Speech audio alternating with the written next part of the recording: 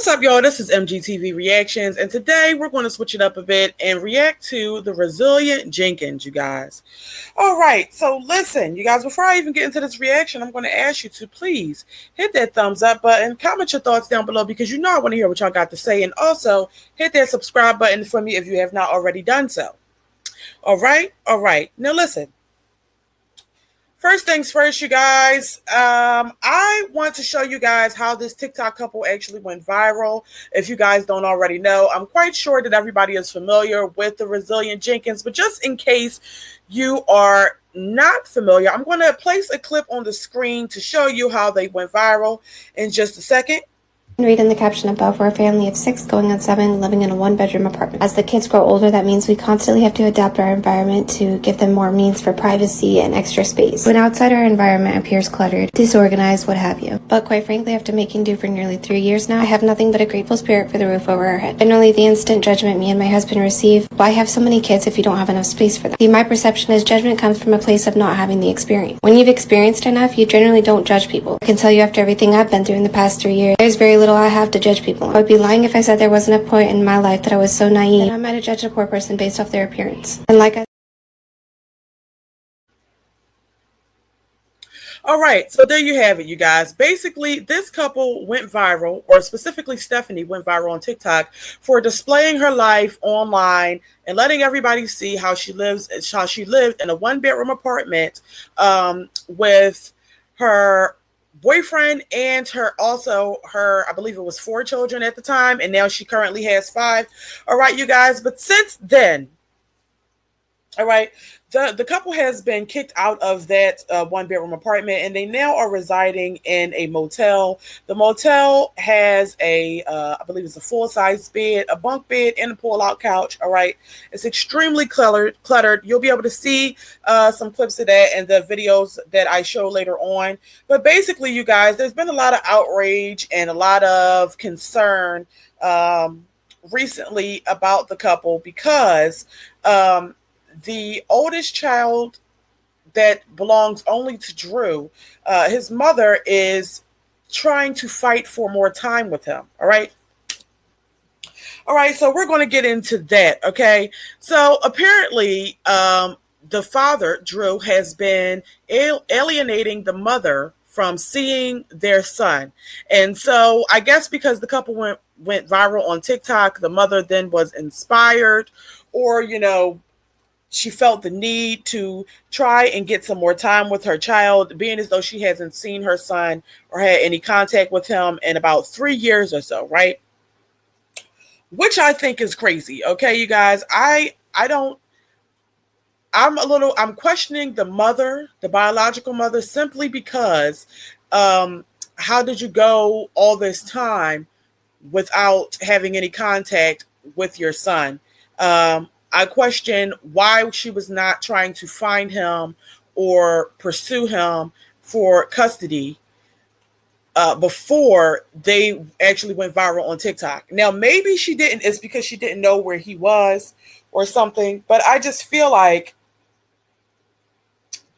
I'm just questioning why the mother was not able to try and fight for her son before they went viral. Okay, so listen, you guys, Stephanie has felt a way about the fact that the mother has filed for custody. She put up some posts that I felt were very concerning. So the first thing that I want to show you guys is a Facebook post that she put up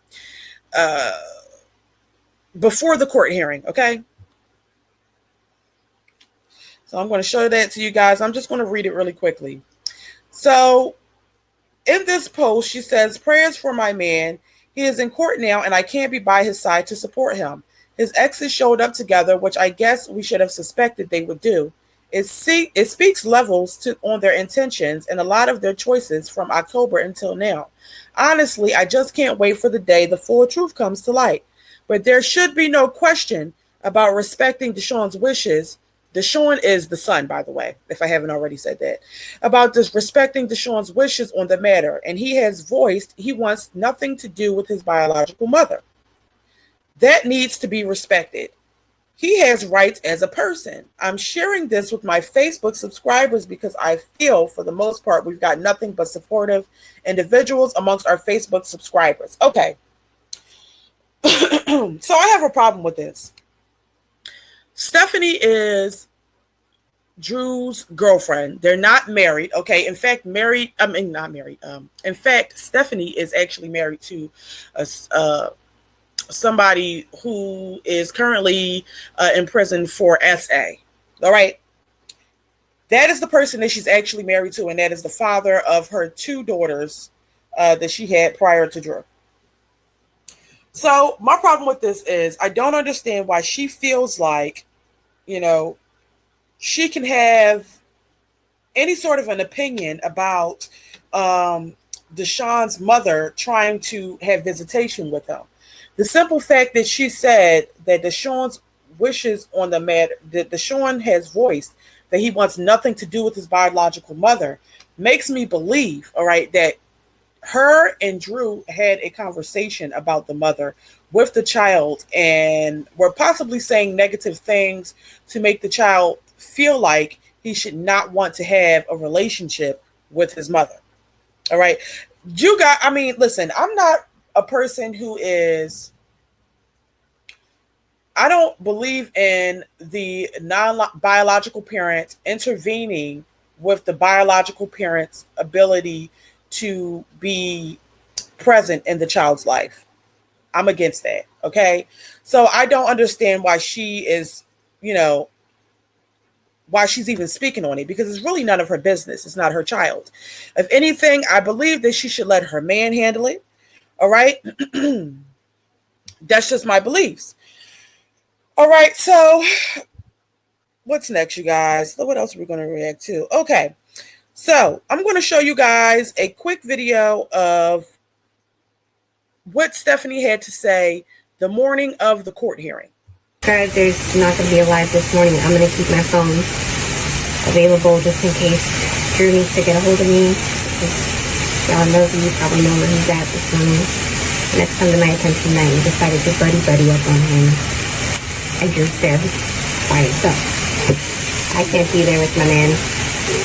There's little ears on me, so I'm not trying to be too obvious about what I'm talking about. To say your prayers. I have faith that God will get the right person win in this situation. It's not even about winning, it's about making sure what's best for the kids happens. And prior to us going live, there was no question that he was right for the kids. So let's just pray that God shuts mouths so they can shout. Shut the Okay, so as you guys can see, Stephanie's asking the people for prayers, and she's obviously visibly upset about the fact that Drew's baby mamas are teaming up against him. So you guys, both of Drew's baby mamas showed up in court, all right, and they went before a judge, and Deshawn's mother, of course, testified, but then the other baby mama, her name is Yarlita. She actually is the mother of Drew's oldest child, or his oldest son, who he abandoned and refuses to pay child support for. All right. She is his mother. All right. And she also got on a stand and provided some evidence in court. What that evidence is, I'm not exactly sure of. All right. But you guys, the outcome of the court hearing was this. I'm going to show this really quickly so you guys can see. So the court update was, number one, Deshawn will be going to see his mom every Sunday, all right, starting the Sunday coming up, all right, this coming Sunday. Two, Stephanie has been ordered to stop talking about Deshawn and his mom on social media, all right. And number three, they are going back to court in July to revisit the custody situation. Okay, and then number four, Deshawn and Drew and Deshawn's mom need to work out a co-parenting plan. Okay, so that is the court update and their plan for custody going forward. So there was a lot of talk online recently on TikTok about the fact that Drew has been, you know, ignoring Deshawn's mother's phone calls. So the point is, they're supposed to be working towards building a relationship, meaning the mother should be able to call Drew's phone to speak to the child, to try to build up some sort of a relationship, up until she actually has her actual visit with him. Apparently, Drew has not been answering the phone for her. And so that makes the people a little anxious because it doesn't seem like Drew is going to abide by what the judge told them. All right. They're supposed to go back in court to revisit the situation in July. So, you guys, hopefully they allow the boy to go see his mother. But then that's not all. After the court hearing, okay, I'm going to put another image up on the screen. After the court hearing, Stephanie posted something else to her Facebook, okay? Now, let me just go so I can see it before I read it. Okay. All right, so after the court hearing, Stephanie posted this to her Facebook. Mind you, she's not supposed to be speaking on the child anymore, okay? She's not supposed to be speaking on him, but this is what she says. She says, "Thank you all for the prayers, everyone. Little update. I'm not sure how much I'm legally allowed to share, especially because I wasn't able to attend court alongside of Drew. What I can say is the judge was in agreement that Deshawn has a say in the matter. He will get the opportunity to see his biological mother and decide for himself if he wants to build a bond or not. I personally sat Deshawn down and let him know that I don't ever want him to feel like he'll hurt me or that anything will change between him and I. He can choose to get however close he feels comfortable with his biological mother. However, that will never change the fact that I have been there for him and will be there for him for the rest of his life, regardless of what happens. I love Deshawn more than I can say. He has the biggest heart and the best smile." Okay. So,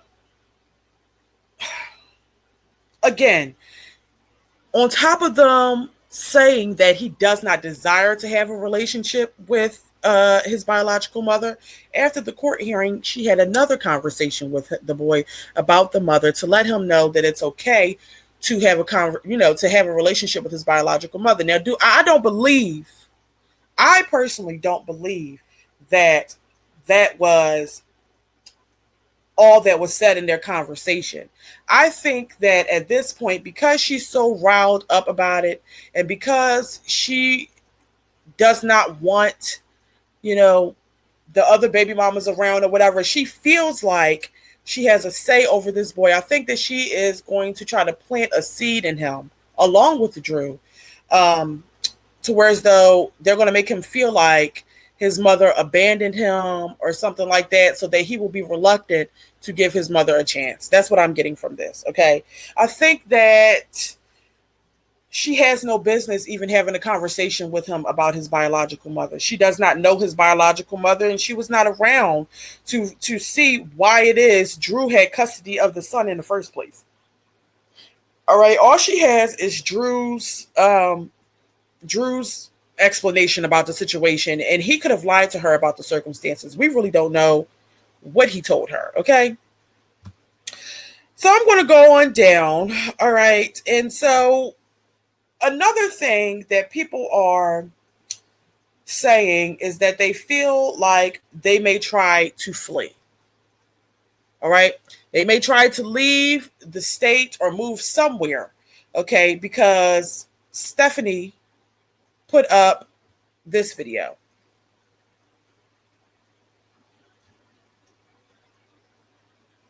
Give me a second, you guys. I'm just figuring it out. All right, here we go.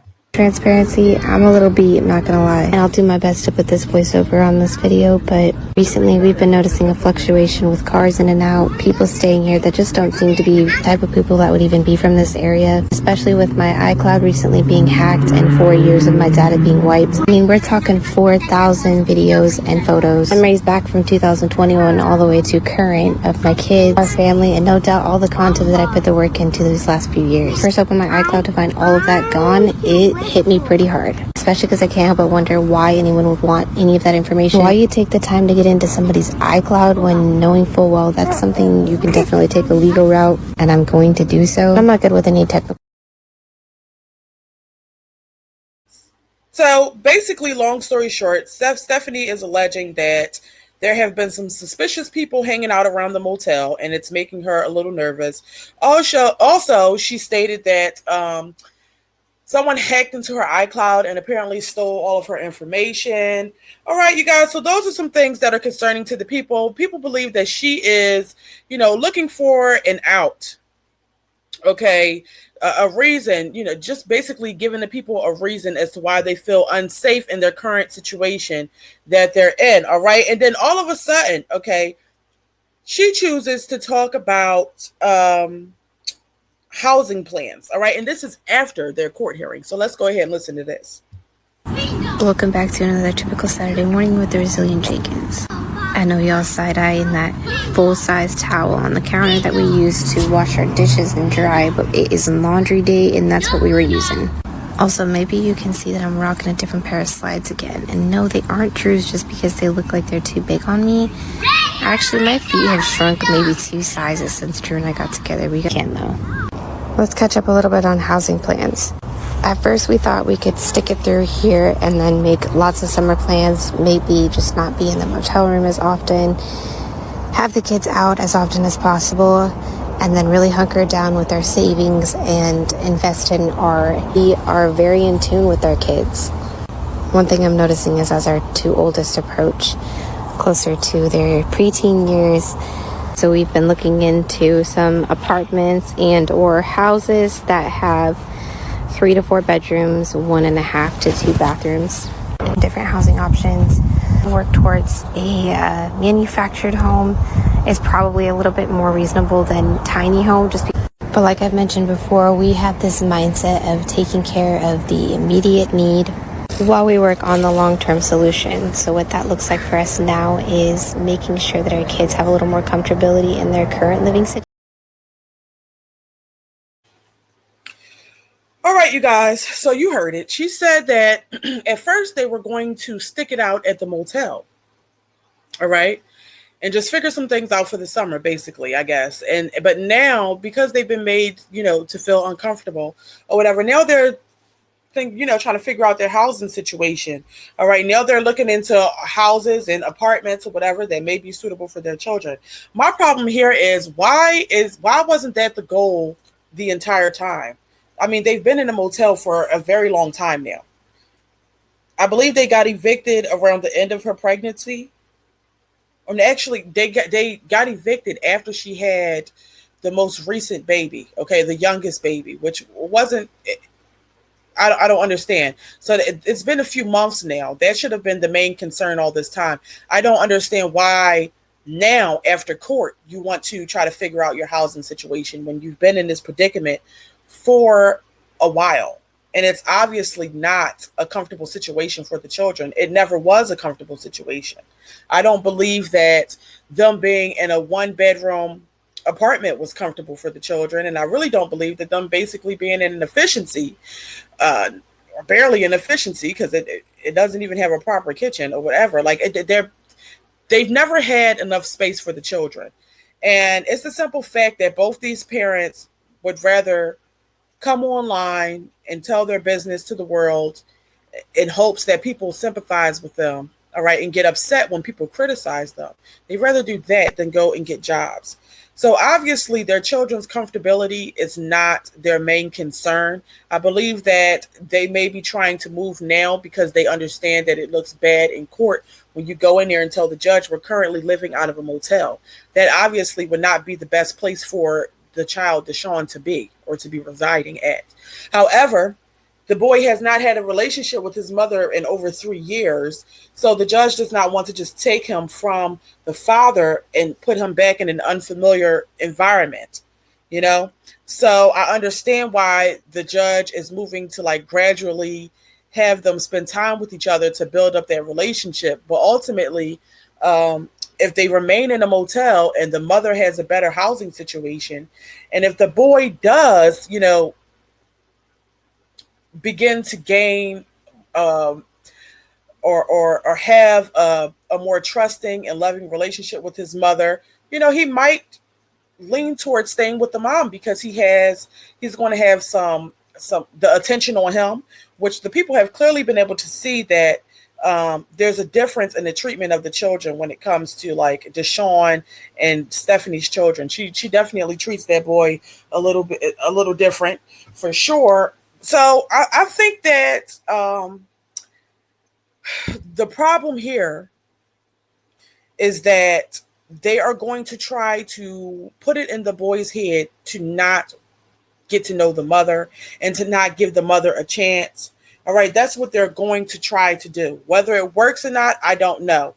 But I'm also questioning if they're going to even try to abide by the custody order that was given. I think that they might find a reason to, to miss the visit this coming Sunday. I really do. Especially because, you know what, I'm going to show you guys this clip that Stephanie put on her story after court. This day with your children again. Tomorrow they'll be a little bit older than they are today. Today is a gift. Breathe and notice, smell and hold them. Study their faces and little feet and pay attention.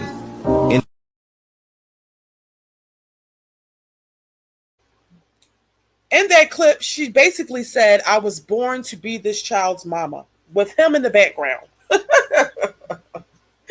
Mind you, the judge ordered her to not speak on the child or the mother or anything online. So, I mean, I just don't think this is going to end well for them. I can definitely see them trying to flee the state, move, whatever, or try to give the mother a hard time about her visits or whatever. And they're probably going to wind up being held in contempt if they do not abide by the custody order that was given. To be honest, you guys, I think that this is just a whole mess. I think that there should definitely be some investigation going on over there because something else is going on. I think they have something to hide. They may be fearful that the child may get comfortable with the mother and reveal some other things that's going on within the household. All right. They've already had so many terrible things that have already been exposed, such as the fact that Stephanie is actually married to a sex offender. Also, the simple fact that they were all staying in a one bedroom. Not only were they in a one bedroom, but they had, the children out in the living room by the front door while they were comfortably nestled up in the bedroom with LED lights and a flat screen TV and the game and everything, while the kids were just out there on foam mattresses, things like that. Apparently they've had lice infestations and flea infestations from Stephanie bringing in and housing so many stray cats. All that has been all over the internet. And I think that there may be more to this, that they may be, and she may have mistreated the boy because he's not her child. And some other things may have went on, and they don't really want the boy to go and vent about that to anybody. So I think they're going to give this mother a hard time, unfortunately. I mean, I just can't imagine the way they live in itself is sad as hell. The fact that they are forcing those children to endure that all because they refuse to work is the worst part of it all for me. It's no way. I mean, at this point, I believe the youngest is able to go to daycare. So Stephanie could get a job or a full-time job or a part-time job if she wanted to. They say that Drew has health issues. But I don't think so. If he's able to pick Stephanie up and jump off roofs and everything like that, there's nothing wrong with that man. He just doesn't want to work because he does not want child support to be deducted from his checks, okay? So they'd rather get evicted and be homeless and living out of motels, all right? And have them and their children all sharing one room. They'd rather go through that than actually get jobs to get up out of the situation much quicker.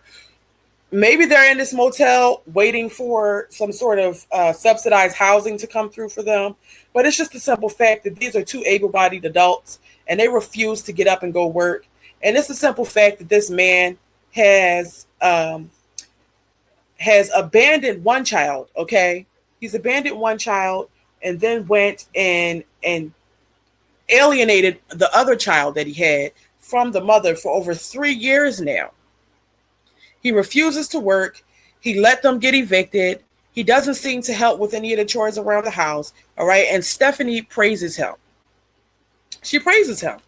All right. So listen, I have one more clip to show you guys. I actually forgot to show it earlier in this video. But basically, Stephanie addresses the situation. And she's basically going to say that she only is going to believe Drew when it comes to court. And she knows what she can say and cannot say. So we're going to go ahead and listen quickly. Delicious breakfast for my family. I don't do omelets often because I don't want my family to tire out on these. Because every time I do make them, they're all so excited, everybody eats them up. To me, omelets are pretty straightforward and easy. The hardest part is going to be the flip, which I got successful on both of these. I made 2 different omelets because the kids don't necessarily like the caramelized onions. However, me and Drew like onions and the sausage in ours. All right, let me take a quick second and just go ahead and address this. And then I'm not going to keep addressing it anymore. Drew was in that courtroom as well, okay? And if I'm going to believe anybody's word about what went on there, it's his. So y'all can assume what you want to assume when I say what I say in my videos and come at me in my DMs, but it's not going to change the fact that I damn well know my rights about what I can say and what I can't say. I mean, hello, I was the one who prayed that everyone's mouths would have to be shut. Why would I be running my mouth? Excuse me? I'm not about to do anything that's going to hold the success that I'm trying to bring for me and my family. Anytime I spend being bitter about what's going on in my DMs or up in my comments, it's time I'm not focused on progressing the life of my children. And I only got so much time with them, so that's a no-no, okay? Bye-bye now. Let's make a quick... Okay, so there you have it. Stephanie said she's not going to take anybody else's word for what happened in court except for Drew's word, all right? And she's going to continue to keep speaking on the boy Deshawn and the situation with his mother, despite the fact that the judge clearly advised for them not to do so, or for her not to do so. So I just have mixed feelings about this. One thing that I think is maybe Stephanie actually would rather it just be her kids with Drew. And so she's going to continue to speak about Deshawn and come on the internet and talk about the situation so that when they do go back to court, who knows what can happen. The judge might say that he's in contempt because he was supposed to relay that message for her not to speak on the child or the mother. I mean, that's probably going to be used against him later on. So maybe she doesn't actually want Deshawn to be in the house. All right. Or maybe, maybe Drew came back and said that it's no problem. Yeah. I mean, I just don't know. I feel like she has like, it's like a power trip thing. She still wants to feel like she's in control, like she can't be shut down, or like she has the authority and the ability to speak on this child, even though he's not biologically hers. I don't know. It just really doesn't make much sense to me. If the judge did say don't speak on the child, she's continuing to do so. So whatever happens, that's on them. Listen. My opinion is this. I think that if the mother is in a stable situation, all right, and, she has space for the child, I think that she should be able to spend as much time with the child as possible, especially after they get comfortable with each other, maybe in like 6 months or so, or even, sooner than that. Maybe he could start having overnight visits over there. Maybe they could share custody. I don't know. But then you know what, you guys? It's another detail that I forgot to mention. They took the child out of school leading up to the court date. So I don't know what they're thinking. I think that the resilient Jenkins are fearful that, somehow, some way the children are going to be taken from them or whatever. I just think that the situation is a whole mess. My bottom line here is that I do not believe that Stephanie should be speaking on the custody situation at all, being as though it's not her child, being as though she's not even married to Drew. Also, because she was not around during the time that Drew was at one point in time co-parenting with the mother. So she doesn't really know what happened. She doesn't know the other side of the story. All she knows is what Drew told her, and he could possibly be lying, all right? The bottom line here is she's not that child's mother, and every child deserves to have a relationship with their parent, all right? Without other people trying to intervene, especially if the parent is not going to cause any harm to the child or anything like that. So I'm hoping for the best possible outcome for Deshawn. I hope that baby gets all of the attention and love and just everything that he needs. I hope that he is able to have a great time with his mother and make some memories or whatever. And hopefully they can make up for that lost time, because 3 years is a very, very, very long time to go without seeing or speaking to your child. So you guys, let me know down in the comments if you know exactly why Deshawn's mother was not around. Was she going through something within her own life that caused her to give to give Drew custody or something? What happened? Because that part of it I do not know about. Okay, you guys? So this concludes my reaction. All right, you guys asked me for a reaction on the resilient Jenkins in my live stream, and I made it happen. You guys also let me know if you like this style of a reaction better than me actually trying to play the video like I normally do. All right, let me know what you think about this style of reaction down below. And before you go, please don't forget to hit that thumbs up button. Comment your thoughts with me down below, because I want to hear what y'all got to say, okay? And hit that subscribe button for me if you have not done so already, all right? All right, and until next time, I will see you all later. Bye-bye.